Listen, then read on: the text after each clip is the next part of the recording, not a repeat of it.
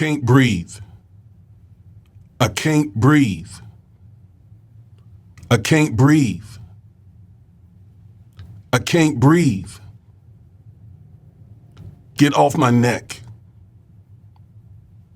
I can't breathe. Those were the words of the late Frank Tyson, saying, as we heard George Floyd say, I can't breathe. I can't breathe. I can't breathe. Mr. Tyson said, get off my neck. And he said, I can't breathe, very faintly. And the cop had his knee on his neck. You can see that clearly. In this video, I'm going to analyze the death of Mr. Frank Tyson. I'm going to do it minute by minute. Stay with me.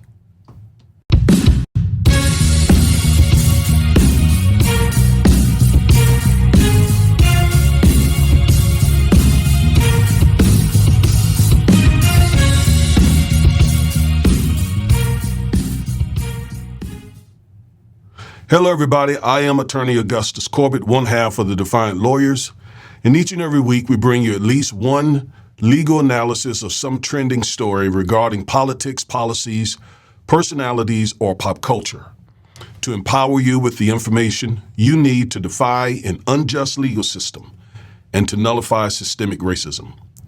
If that interests you, and I certainly hope it does, please like, share, comment, subscribe, and click the bell. It's becoming all too common to hear black men who are dying because of the excessive force of police officers to say, I can't breathe. I can't breathe. I can't breathe. Of course, it reminds us of George Floyd, Eric Garner, and now Frank Tyson, and others that we have not heard about or forgotten because this occurs quite frequently. We're going to look at the video. I'm going to walk you through what I see in that video. It is painful to watch. And yes, I must warn you that the video is disturbing. And you may not want to watch it. You certainly may not want your children watching it. But we need to see it in order to fully understand what is happening with law enforcement encounters with African American people, especially African American men. So that's what we're going to get in today. It's sad. It's a sad story to see this all over again. But once again, we need to really look at it. And as both a criminal defense and civil rights attorney, I want to walk you through this. And my firm currently has a lawsuit in federal court pending against a police officer that we believe used excessive force on our client. We'll share more information with you about that in the days to come. Now, before I get started, please go over to Amazon, grab your copy of my book, Education in Justice, so that you can become this really strong advocate for your child, especially your male child who attends public school. And along those lines, I also want to talk a little bit, or at least just introduce you again to the BARS program, Black America Reading Strongly. BARS stand for Black America Reading Strongly. And it is a summer reading enrichment program aimed at lifting the reading proficiency of African American males. Don't know if you've heard, but African American males are doing poorly where reading is concerned, math, science, and we need to do something about it. So we have developed this program called the BARS Reading Program. I'm going to do a full video on the BARS program, and it should be coming up in a couple of days. Some of you have asked us to do the video. I promise you it is coming. We're working on the final details and so on. So yes, we need to get into this sad situation here with Mr. Frank Tyson. Here's the only picture that I could find of Mr. Tyson. So that is Mr. Tyson. I believe he was 52 years old when he was killed. Hey everyone, I am attorney Augustus Corbett, one half of the Defiant Lawyers. Recently, I took a look at our analytics and I noticed something shocking. Many of you watch our videos and I believe you enjoy them, but you haven't subscribed yet. What are you waiting for? Again, I was shocked because I know our content is empowering and informative. Plus, our 2024 goal is to have 150,000 subscribers before the end of the year. Please help us by hitting that subscribe button, especially you young folks. We particularly want to increase our number of young subscribers. Thanks for all your continued support. We appreciate it very much. Now, let me make some general observations about law enforcement encounters with blacks. Law enforcement have a dangerous job and deal with dangerous people. There's no question about that. Sometimes their encounters become violent. The likelihood of their encounters becoming violent are greater with African Americans. Policing in black community started wrong. It started from slave patrols. So the very core of policing in the black community is rotten and it's corrupt. And that is the reason why we've not been able to correct policing in the black community. Now let's look at some data. A massive study published in May 2020 of 95 million traffic stops by 56 police agencies between 2011 and 2018 found that while black people were much more likely to be pulled over than whites, the disparity lessens at night when police are less able to distinguish the race of the driver. The study also found that blacks were more likely to be searched after a stop, though whites were more likely to be found with illicit drugs.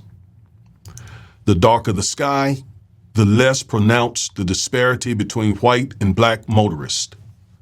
The study also found that in states that had legalized marijuana, the racial disparity narrowed but was still significant.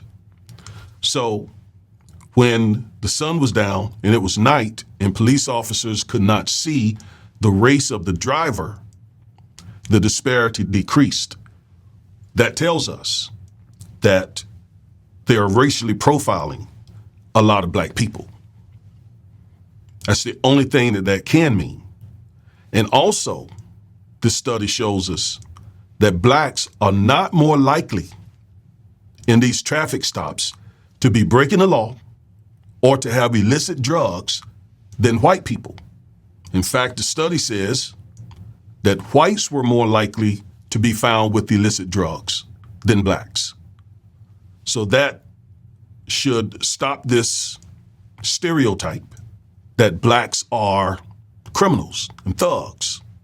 Most black people are not criminals and thugs. The data shows that most black people are law-abiding people, but we get racially profiled more than other races of people. And if you target any group, you're going to find crime, right? So the data tells it all. Let's look at some more data. An August 2019 study from the National Academy of Sciences analyzing police shooting data revealed that from 2013 to 2018, Black men were approximately 2.5 times more likely than white men to be fatally shot by police. Black women had a 1.4 times higher likelihood of being killed compared to white women. Latino men faced a 1.3 to 1.4 times higher risk of being killed than white men. And we have all seen where police would deal with white men much, much more gingerly. I have seen video of white police officers running from white people rather than shooting them, rather than tasering them, literally running from them. Whereas the average black encounter with a white police officer gets violent real fast, real fast. Now, this is my space. This is the space that I work in every day. I have represented maybe thousands of people at this point. And I see the bad behavior of police officers up front. Doesn't make every police officer bad, and it certainly doesn't justify murdering police officers like the killing of those 4 officers in Charlotte. That doesn't justify that. But I see a lot of bad cops. And just based on the data, again, it seems like a lot of white cops hate black men, in particular, and black people generally. More data. In March of 2019, researchers compiled and analyzed data from more than 100 million traffic stops in the United States. What they found: police were more likely to pull over black drivers. The researchers were able to confirm racial bias by measuring daytime stops against nighttime stops, when darkness would make it more difficult to ascertain the driver's race. As with previous studies, they also found that black and Latino drivers are more likely to be searched for contraband, even though white drivers are consistently more likely to be found with contraband. They also found that legalization of marijuana in Colorado and Washington has caused fewer drivers to be searched during a stop, but that it did not alter the increased frequency with which black and Latino drivers are searched. So those are 2 different studies that show blacks are stopped more frequently, and whites, however, are the ones who are more likely to have the contraband. Okay? I mean, what explains that?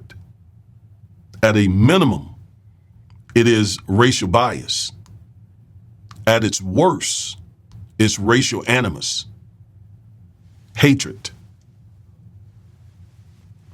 Now, some of you will make the argument, and it's really important that I point this out. Some people will see the video that we're about to look at and will say that Mr. Tyson caused his own death.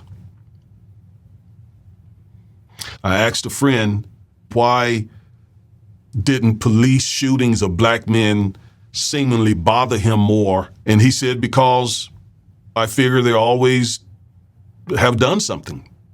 In other words, they brought it upon themselves. They deserved it. That is so wrong. And this is an African-American man that I'm talking about. That is so wrong to think that way. And let me show you why. So, one of the things that will be a key part of this case is the fact that Mr. Tyson is seen on video, and you'll see for yourself in a moment, what could be classified as resisting arrest. All right? In fact, let's just go on and say he resisted arrest. But the thing is, resisting arrest does not carry the death penalty. In the state of Ohio, here's their actual law on resisting arrest. It says, no person recklessly or by force shall resist or interfere with a lawful arrest of that person or another. Whoever violates this section is guilty of resisting arrest, a violation of Division A of this section is a misdemeanor of the second degree. Not a felony, not a capital offense, a misdemeanor of the second degree. A violation of Division B of this section is a misdemeanor of the first degree. A violation of Division C of this section is a felony of the fourth degree. We're talking about a violation of Section A, which would make what Mr. Tyson did a second degree misdemeanor, and the penalty for that is not death. Not in any state. What should have happened to him was he should have been arrested, taken to jail, go to court, and deal with that misdemeanor. Not die in the streets. My point that I'm trying to make here is the police's professional duties and responsibilities are not abrogated because someone resists arrest. That does not justify them taking that person's life. They are not the judge and the executor in the streets. They are law enforcement. They arrest, they take the person to jail, the person goes to court, the person deals with whatever the offense is, and the judge or jury assess the punishment, not the police officers out in the streets. As far as we can tell, Mr. Tyson was unarmed. The police has not said that he was armed in any way. So he was not a threat to those officers. Now, someone could say, well, he could have gotten their gun and shot one of them. Well, yeah, that could have happened. But the video does not show that he was trying to bring any harm to those officers. Rather, you're going to see in just a second, he was afraid that they were going to kill him. We're going to look at the video. Hold on just a moment. Now, what is hate? Because again, it's a strong word. What do I mean when I use the word hate? It means to dislike intensely or passionately, to feel extreme aversion for or extreme hostility toward, to detest. That's what it seems like, based on the data, that many white cops, not all, but many white cops have toward black people. Again, a lot of this is because it started out wrong. It's hard to correct something when it starts out so wrong. It started out again as men who were out hunting down African Americans to return them to slavery. I mean, that type of job in and of itself speaks of hatred and aversion and hostility. And we just haven't been able to get law enforcement, policing in the black community to get it on track. A lot of that has to do with the training that officers receive. And some other things that I'll talk about here in just a moment. All right, so this is probably a good place for us to watch this video. Now, we're not going to watch it just straight through. We're going to watch it up to a point. I'm going to comment on it, and then, we'll go back to it. I am somewhat concerned that YouTube will do something to this video, and if that happens, I'll probably have to cut it out, and that could affect the overall quality of this video. We'll just have to see. But I think it's important that we watch it, and I hope YouTube just leave it up. All right, so here is the video. Who did this? He's in the VFW. He ran in there. He ran in where? Right now, yeah, and his car's right there. All right. Yeah, he's in the VFW right now. That's in the VFW. Bert, you want to come with me? Over the next 2 minutes, officers make their way down the street and into the bar. Please get him out of here now. All right, now let me stop there because there are some things that I want and need to point out. Number one, let's talk about the officer's mental state.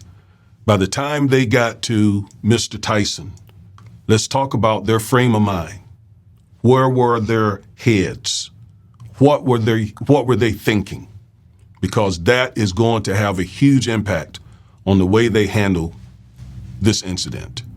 All right, so the mental state of the officers, number one, again, officers at a minimum, study after study after study after study have shown that they have implicit bias. That is, there's a certain way of thinking that they have where black people are concerned. Implicit bias, even if they're not blatant racists, there is the implicit bias against blacks. Again, study after study after study has shown that. So they come into the scene with this implicit bias. Then there is that traffic accident, incident. I don't have the details about that, but in their minds, they're probably thinking that this guy has committed some crime.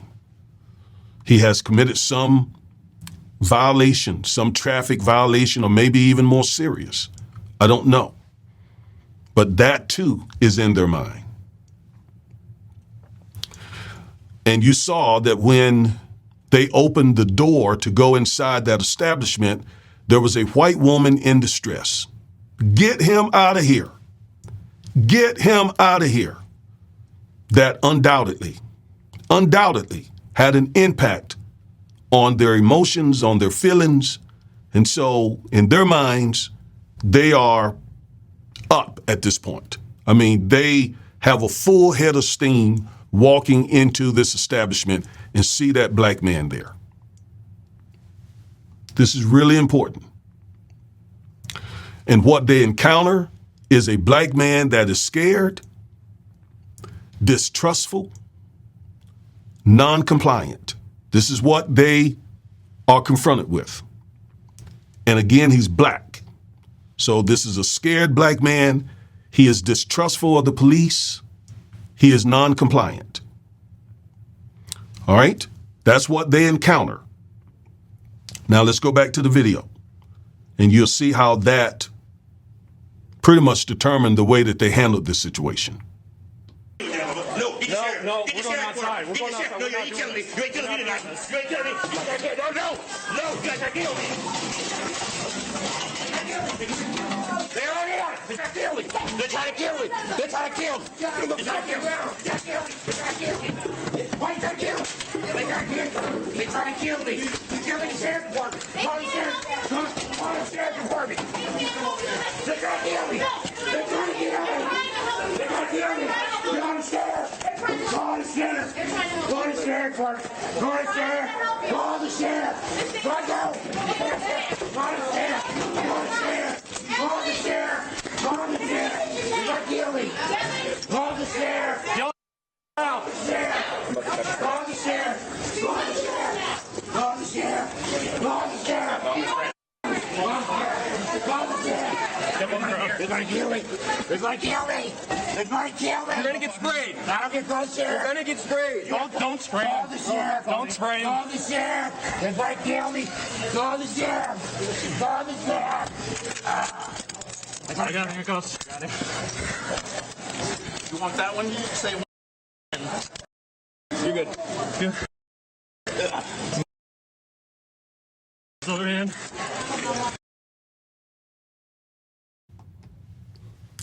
Okay. I know that was hard to watch, hard for me to watch. It's one of those things, quite frankly, that every black man, I'm sure, has some trepidation about. None of us want to be in that situation where you have these cops who are all on top of you, and they just seem to be oftentimes just out of control. They're not concerned about your personhood. They're not concerned about your well-being. They're not concerned about any of that. They're in full attack mode. Full attack mode. So let me answer the question, was the arrest justified? Was what you saw justified? Were they justified in arresting him? Were they justified? Was the arrest justified? Okay? Yes, the arrest was justified, but his death was not justified. The arrest was justified because, again, he was resisting. He was non-compliant. So they have the probable cause at that point to arrest him, but it should not have caused his death. They should have arrested him, and you did see there, if you didn't, I can go back. You saw that one of those officers had his knee in Mr. Tyson's on his neck, just like the officer did with George Floyd. And Mr. Tyson, this is when he's saying, I can't breathe. I can't breathe. I can't breathe. Get off my neck. I can't breathe. I can't breathe. So once again, think about this. Mr. Tyson is afraid because you heard him say, they're going to kill me. Call the sheriff. Call the sheriff. They're going to kill me. They're going to kill me. So why was he so afraid? Well, one of his attorneys, Ben Crump, said that Mr. Tyson had been falsely convicted and spent 24 years in prison, thereabout. And he had recently been released from prison. Again, they said he was falsely convicted. And Ben Crump said that he would, in addition to representing the family on the death of Mr. Tyson, he would also be working to try to get the conviction overturned. So Mr. Tyson was dealing with a fear of cops, a fear of police officers. And it may have been a fear of that particular police department. I don't know. I don't know those details. But he was afraid. So the arrest was justified, but not the death. Notice also you saw the officers did not try to de-escalate that situation at all. That's why I pointed out to you their mental state before they even encountered Mr. Tyson. They already had a full head of steam when they walked in that building. And instead of trying to find out, what's going on, asking him some questions, try to get his cooperation, they went straight to him. Straight to him. No de-escalation efforts at all by those officers. And so we saw immediate hostility from those officers to Mr. Tyson. Now, the cause of death, from our research, the pathologist, the medical examiner, has not released the cause of death yet. In these cases, they typically will do an autopsy. In fact, Mr. Crump and his legal team may also want an autopsy once they get the autopsy from the medical examiner's office. So we don't know what the cause of death was. Hasn't been determined. But there are several things that we saw in the video that stands out. One, we kept hearing Mr. Tyson repeatedly say, I can't breathe. I can't breathe. I can't breathe. We saw the officer's knee on Mr. Tyson's neck. Clearly, it's in the video. We saw it. We heard and saw the officers have small talk and banter with patrons for approximately 5 minutes while Mr. Tyson lay there dying. So we don't know what the cause of death was, but we see the callousness of those officers. Those 5 minutes could have been critical. And then, according to the news report, all of this will be fleshed out. We are just getting this from reports from the media. But after the 5 minutes lapsed, it took them another 3 to 4 minutes before they started administering CPR. That, again, could have been the time needed to save his life. So, accountability for his death and justice for his family. So accountability and justice are going to come from two places if it comes. The first place will be the criminal accountability. And that is whether or not these officers are charged with a crime. And that will depend on the grand jury. The grand jury will decide if the officers should face any charges. They will be the ones who will determine whether or not indictments ought to be issued. And that's based on a probable cause standard, which is a low standard. It's not as low as reasonable suspicion, but it is a low standard. All they need is enough information to suggest that the officers probably violated whatever statute the prosecutors think the officers violated, if the prosecutors think they violated any statutes.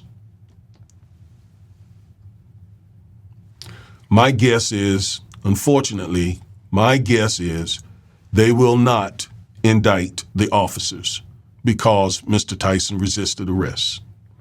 I hope I'm wrong, because I see here probable cause.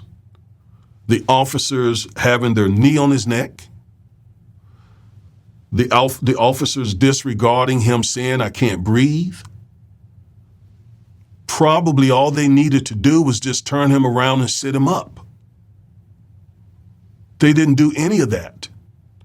So just because Mr. Tyson resisted, that did not abrogate their duty to try to save his life because he was in their custody. So they have some obligation there to try to keep him alive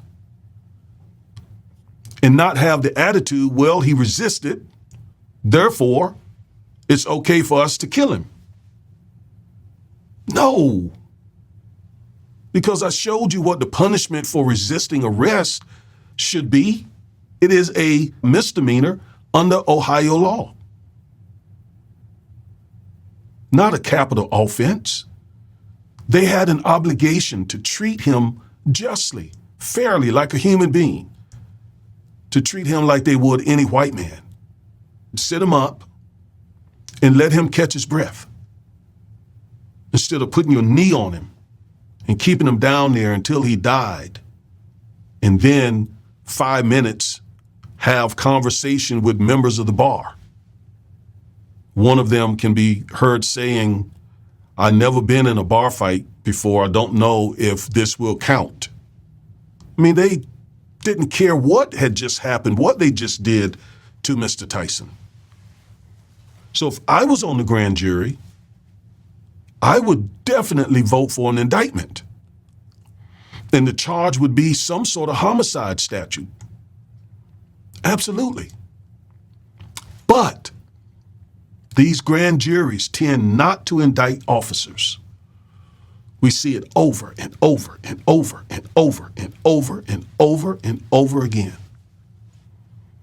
Very, very, very few of these cases end up with an indictment.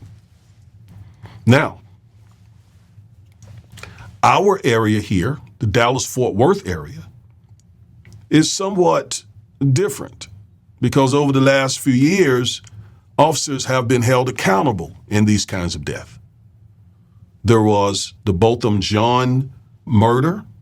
The police officer shot him in his apartment. She says she thought it was her apartment, shot him, killed him. This young man named Jordan Edwards was shot and killed by a police officer who fired in the back of their car or the side of their car as he and some other teenagers were trying to pull off. So we have had, and both of those officers were tried and convicted. So we have seen some accountability here in the DFW area, but it doesn't happen often. The overwhelming majority of times, especially if there's some resisting arrest, those grand juries will not indict. Now, what's different here? What's different here is there is a large segment of the population here who are black. Okay, Dallas County has quite a few black people. And that is one of the factors. I don't know the population makeup of Canton, Ohio, but if it is a conservative area, a bunch of Trump supporters and Republicans, GOP, then there is a very good chance that they will not indict. Hopefully I'm wrong. Hopefully I'm wrong. Like with the Ahmaud Arbery case in Georgia. Well, they indicted those, they weren't officers, one was a retired officer, but they indicted those 3 men and found them guilty. Grand jury indicted them, and another petite regular jury found them guilty. And they were found guilty in federal court, or I think they pled in federal court. Hopefully I'm wrong, but yes, if they can find a reason not to indict those officers, like the person was resisting arrest, then they will typically let those officers walk. But again, hopefully I'm wrong. Now, if the grand jury does indict, I don't know Ohio law, so I don't know what particular statute it would be. I presume it would be some homicide statute, but I don't know. I have no idea, so I won't even begin to guess what that would be. All right. But let me turn my attention, before I leave this whole thing of criminal accountability, let me turn my attention to something that Donald Trump said several days ago. And that is that if he's reelected, he wants to give police officers criminal immunity. That is insanity. That is insanity. Because that would put them above the law. That would make them basically incapable of being prosecuted, even if they broke the law, blatantly broke the law. It's hard to get them prosecuted now. It's hard, very difficult. So if he is able to get them some sort of criminal immunity, prosecutorial immunity, which I really sort of doubt that he would be able to do that. Anyway, that is something that Congress would have to do, changing the law like that. The U.S. Supreme Court would have to sign on or agree with it. Now, he would have 6 solid conservative folks on the court, but even they may not go for that. Just criminal immunity? He's trying to get that for himself. And then all police officers, that would put a bullseye on the backs of us black folks.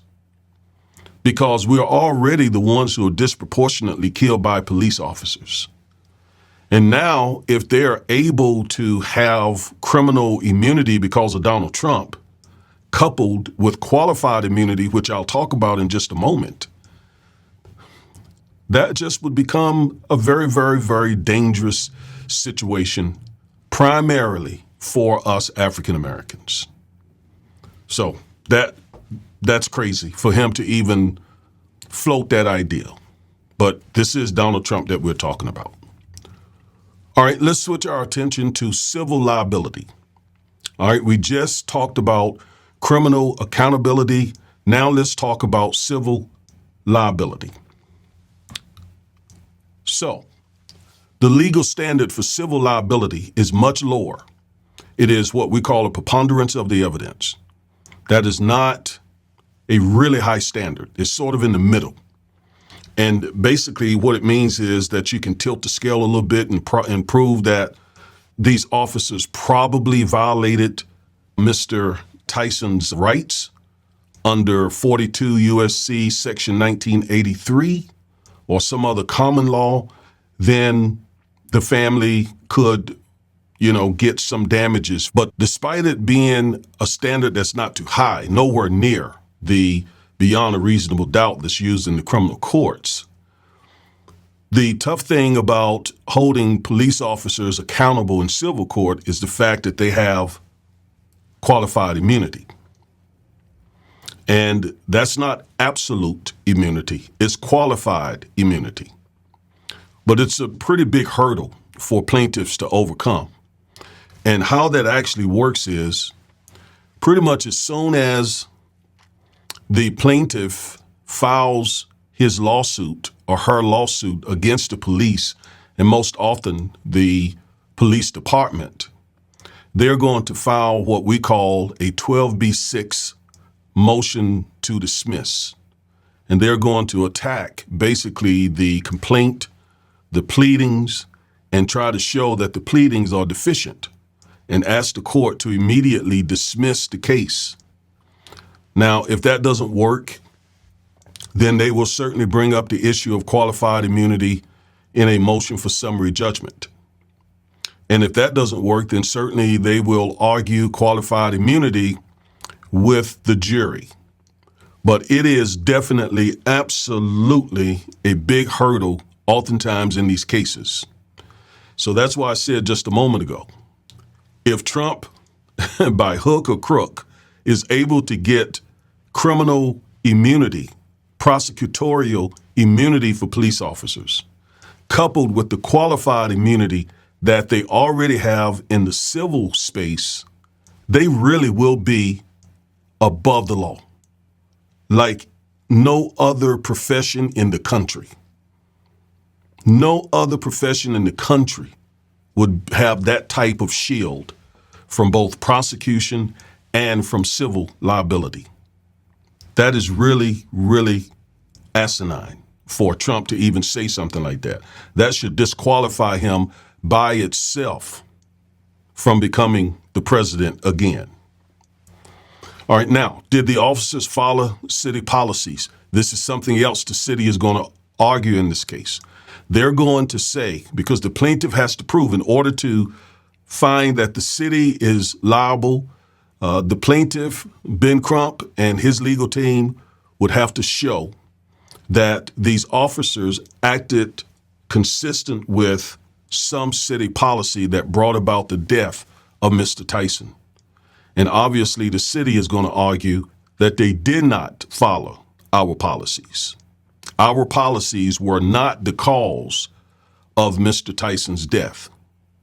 That's definitely what they're going to argue, because in order, again, to hold the city accountable in civil court, they're going to have to show that these officers followed policies, and by following city policies, they brought about the death of Mr. Tyson. That, too, is something that shields the city in these cases. Now, we can certainly expect for the city's lawyers, for these officers' lawyers to attack the character of Mr. Tyson, especially since he spent 24 years in prison. All of that is going to come up. But Ben Crump is already building a defense against that character assassination by, as I said earlier, arguing that Mr. Tyson was wrongfully convicted. So they're going to argue that he was in jail or prison for 24 years unjustly. And that may be a good defense to the character assassination that is definitely coming. Now, at the same time, I read that one of these officers has his own character issues. I read that this officer was terminated from Target for theft. That's what's being reported. And it's also being reported that he did not disclose that to the police department. So they are now basically kind of throwing him under the bus. We didn't know about this termination with Target, his theft. He didn't tell us about that, and so on. So they're trying to distance themselves away from this particular police officer. All right, now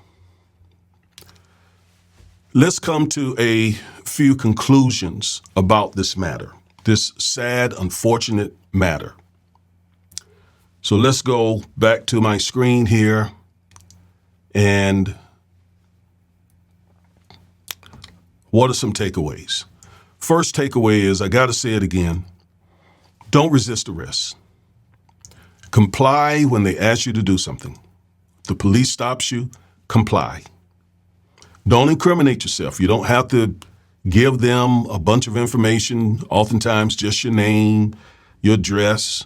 You don't and should not incriminate yourself. You have a Fifth Amendment right not to give them any information. But if they tell you to put your hands behind your back, do so. If they tell you to sit down, keep your hands on the steering wheels, don't reach for anything, please do so. Don't argue your point out there in the streets. Just make it home safely and alive. And then find your lawyer and let your lawyer argue those points. All right, so don't resist arrest. And as I said earlier, I'm not saying that by complying, they still will not behave criminally and unjustly towards you. Because, as this title says, some of these cops really hate black people and will find a reason or will take advantage of some reason to shoot a black person. Again, we saw that with Philando Castile. We also saw that with Walter Scott in South Carolina, who ran away from the police officers. And the officers shot him in the back. And that is a definite no-no. Officers should not shoot an unarmed fleeing felon. And they didn't even know whether or not Mr. Scott was a felon or not. I think he had some child support issues. And they shot him in the back. He was no threat to them, and they had no reason to believe that he would be a threat to any other person. Yet, this officer shot him in the back. So I'm not saying that they will not take every opportunity to use violence against you. Some of them will. But still, comply. That will increase your chances of making it home. So de-escalate the situation as much as you can. 2, vote for the candidate who will sign into law the George Floyd Justice and Policing Act. Why is it so important? For a number of reasons. Top of the list is that it will get rid of qualified immunity. That is huge. It's important. It is a way to reel in bad cops. If they know that their pension and so on is going to be at risk if they just willy-nilly take the life of a black person, then they will self-regulate. They'll think twice before just shooting someone in the back, for example. All right? So who is that candidate that will sign into law the George Floyd Justice and Policing Act? It's Joe Biden. Who will not sign it into law? It's Donald Trump. The GOP has been blocking the George Floyd Justice and Policing Act since 2021 or 2020 when they first drafted this bill. They have blocked it ever since, the GOP. And why some black people are thinking about voting for these people is ridiculous. But they have blocked that. They've also blocked the John Lewis voter rights law. I may have that name wrong, but it's the law that is needed and is designed to fix and repair the damage that SCOTUS has done to the Voting Rights Act. Who will sign that into law? Joe Biden. Who will not? Donald Trump. The GOP has blocked it as well. So there are clear choices here about who to vote for. Also, don't vote for the candidate who wants to give police officers prosecutorial immunity. Who's that? Donald Trump. Because who stands to lose the most and be targeted for violence? Well, the ones who are already 2.5 times more likely now to be shot by the police than white people. That would be us, blacks. And so if you couple the qualified immunity with prosecutorial immunity, wow, they would be above the law. So don't vote for Trump if for no other reason he wants to give police officers prosecutorial immunity. That puts your life in danger, your sons if you have any, your grandsons, your nephews, uncles, father, brothers. What are we thinking? Entertaining the notion to support Trump. So those are some of the takeaways. Again, we send our sincerest condolences to Mr. Tyson's family. I am Attorney Augustus Corbett, one half of the Defiant Lawyers, and this is the type of content we bring you weekly. Please like, share, comment, subscribe, and click the bell so you'll get notified every time we upload one of these videos. In the meantime, you be good and peace.